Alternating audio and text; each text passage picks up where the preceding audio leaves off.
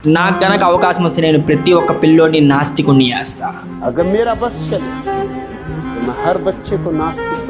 ఓషో ఇలా ఎందుకంటాడంటే, పుట్టిన ప్రతి ఒక్క పిల్లవాడు ఊహ రాకముందే మనం హిందూ, మనం క్రిస్టియన్, మనం అది, మనం ఇది, మనం ముస్లిం అని దీంట్లోనే ఇరుక్కుపోయి తను ఏం చేస్తున్నాడో తెలియక ముందే తను ఆ రిచువల్స్లో ఫాలో అవుతాడు.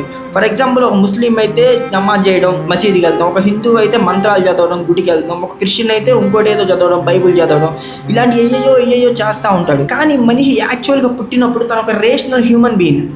మనిషి స్వతంత్రంగా పుట్టాడు, మతాలు తర్వాత వచ్చినాయి. కానీ మనిషి మైండ్ ఎదగక ముందే మతం అనేది ఎంటర్ అవుతుంది మనిషి మైండ్లోకి.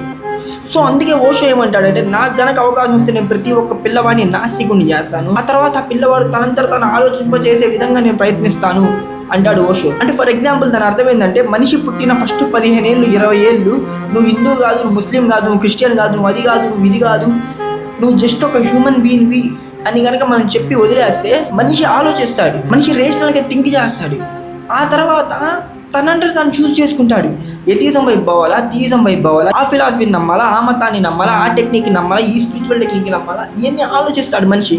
కానీ ఇక్కడ ఏమైపోతుందంటే, సొసైటీలో మనిషి పుడుతున్నాడు, పుట్టిన 4-5 ఏళ్ళకే లేబుల్స్ వచ్చేస్తున్నాయి. నువ్వు అది, నువ్వు ఇది, నువ్వు ఇది ప్రాక్టీస్ చేయాలి, నువ్వు ఈ పండుగలు ఫాలో అవ్వాలి, నువ్వు ఈ రిచువల్స్ ఫాలో అవ్వాలి, నువ్వు ఈ ట్రెడిషన్స్ ఫాలో అవ్వాలి, మనం ఇది, you need to be proud of that, you need to be proud of your cash, you need to proud of your religion, you need to be proud of your nationality. So మనిషి తనకు సంబంధించినవి దేని మీద proud అవుతాడు, అది caste కావచ్చు, religion కావచ్చు, nationality కావచ్చు, ఇవన్నీ మనిషిని ఒక లిమిటెడ్ దాంట్లోకి పడేస్తున్నాయి. అందుకే ఓషో అంటాడు, నేను మనుషులకి జిజ్ఞాసనిస్తా, నేను మనుషులకి ప్రశ్నలు ఇస్తా. హర్ బచ్చే కో జిజ్ఞాసా దు, ప్రశ్న దు,